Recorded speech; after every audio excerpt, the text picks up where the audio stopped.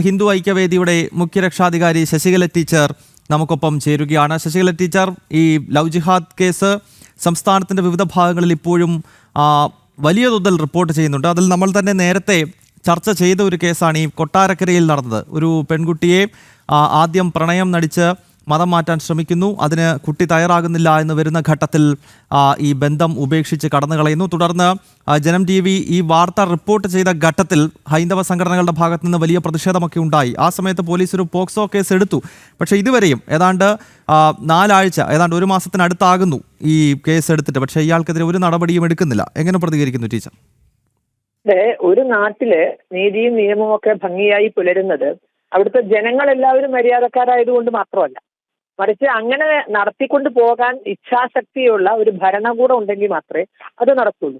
ഇവിടെ ഭരണകൂടത്തിന്റെ പിന്തുണയോടുകൂടിയാണ് ഇതൊക്കെ നടക്കുന്നത്. ഇപ്പോൾ പോക്സോ കേസ് എന്ന് പറഞ്ഞാൽ വളരെ പ്രാധാന്യമുള്ള ഒരു കേസായതുകൊണ്ടാണല്ലോ അതിന് ആ രൂപത്തിൽ തന്നെ മറ്റ് കേസുകളുടെ കൂട്ടത്തിൽ പെടുത്തരുത് എന്നുള്ളത് കൊണ്ട് തന്നെയാണല്ലോ അതിന് ചില പ്രത്യേകമായ വകുപ്പുകളും ഇതൊക്കെ പെടുത്തിയിരിക്കുന്നത്. പിന്നെ എന്തിനാണ് പോക്സോ കേസ് ചാർജ് ചെയ്യുന്നത്? ഇപ്പോൾ പോക്സോ കേസ് ചാർജ് ചെയ്തിട്ടും അവർക്ക് ഇത്തരം ഒരു പ്രതിയെ പിടിക്കാൻ സാധിക്കില്ല എന്ന് നമുക്ക് അത്ര മോശമൊന്നുമല്ല കേരള പോലീസ്. അപ്പൊ അവർക്ക് പിടിക്കണ്ട എന്ന് വിചാരിച്ചു തന്നെയാണ്. ഇപ്പൊ നമ്മൾ മറ്റൊരു സ്ത്രീ തുറന്നു പറഞ്ഞ അവരെയും അത് VIP ആയതുകൊണ്ട് ഒരു പക്ഷേ രക്ഷിച്ചിട്ടുണ്ടാകാം എന്ന് വേണമെങ്കിൽ നമുക്ക് പറയാം. ഇവിടെ VIP ഒന്നല്ലോ, സാധാരണ മനുഷ്യനാണല്ലോ.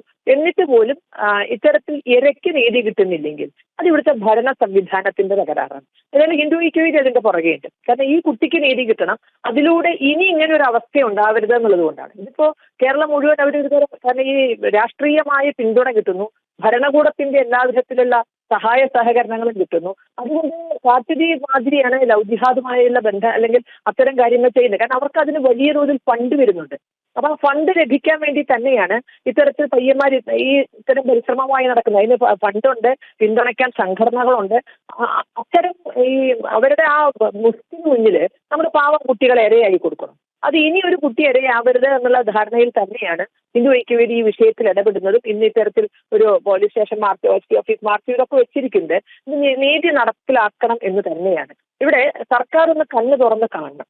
ഒരു പിടി വോട്ട് കിട്ടും എന്ന് വിചാരിച്ചിട്ട് ഇവിടെയൊക്കെ കണ്ണടച്ചാൽ ഉണ്ടാകുന്നത് ഒന്ന് സംസ്ഥാനത്തിന്റെ ഗതികെട്ട അവസ്ഥ മാത്രമല്ല, ഇത് ചിന്തിക്കുന്ന ജനങ്ങളുണ്ടാകും. ഒരു പക്ഷെ അവരുടെ കൂടെയൊക്കെ തന്നെയുള്ള പാർട്ടിയിലെ അണികൾ പോലും ചിന്തിക്കുന്നുണ്ടാകും. നാളെ എന്റെ വീട്ടിലൊരു കുട്ടിക്ക് വന്നാൽ ഇത് തന്നെ ആയിരിക്കില്ലേ സ്ഥിതി എന്ന് കൂടെ നടക്കുന്ന സഖാക്കളടക്കം ചിന്തിക്കുന്ന അവസ്ഥയുണ്ടാകും. അതുകൊണ്ട് ചില ഈ സങ്കുചിത വോട്ട് ബാങ്കിനെ പ്രീണിപ്പിക്കാനുള്ള നടപടികൾക്കപ്പുറം നീതിയും ന്യായവും നടപ്പിൽ വരുത്താനുള്ള ഉത്തരവാദിത്വം ഭരണകൂടം ഏറ്റെടുത്ത് നടത്തിയേ പറ്റൂ. അല്ലെങ്കിൽ അവരെ അത് ചെയ്യിപ്പിക്കാനുള്ള ഇച്ഛാശക്തി തീർച്ചയായും ഹിന്ദു ഐക്യവേദിക്കുണ്ട്.